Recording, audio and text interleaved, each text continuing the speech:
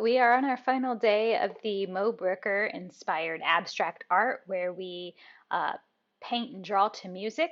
When we are finished, you should make sure you upload your work to Artsonia.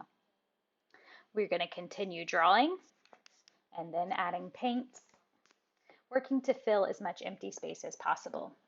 So I like where I'm at right now. I have a lot going on, but I feel like I could add another color for a little bit more emphasis.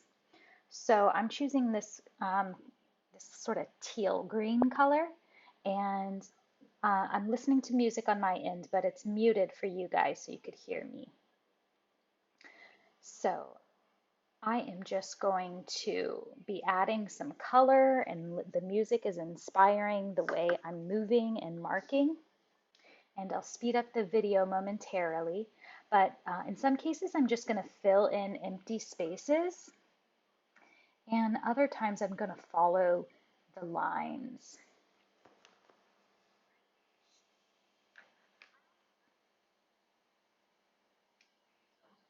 All right, so now I've sped up the video and you'll see me kind of playing around, trying to make some of the crayon marks stand out more. So making sure I go over it, filling in some more whole, filling in some as just partial, just kind of looking with my artistic eye and making decisions based on the sounds and the feelings that I'm feeling, the sounds I'm hearing and the feelings that I feel.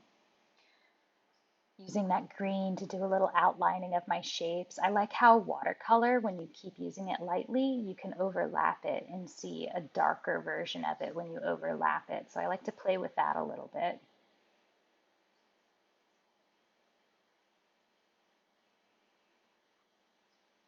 Now I'm going back to that pinkish color because I felt I needed to balance it out with a little bit more of the pink and the blue.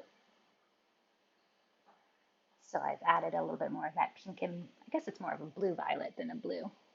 And now I'm using that blue and some of the green to go in and add lines because the music picked up its pace and I'm feeling those lines and some little dots here just to bring those colors.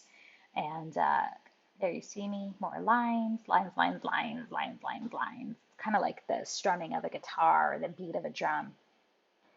So once you feel good about the color and it feels balanced and mostly filled, you can go in with either Sharpie or regular markers. You're going to see me, I choose a black Sharpie just because I kind of wanted to add a little bit more contrast to some areas.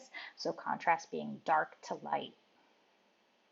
So I got my Sharpie, but you could use regular water-based markers if that's what you have.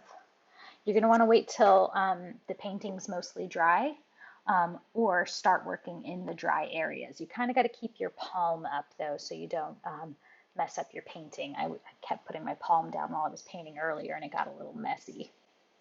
But keep your palm up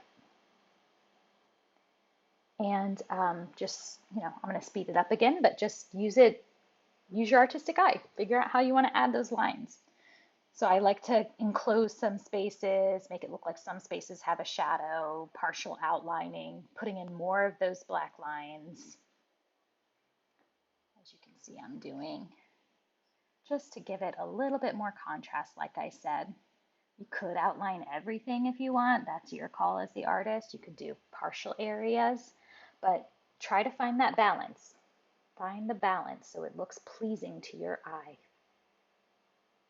And that's it.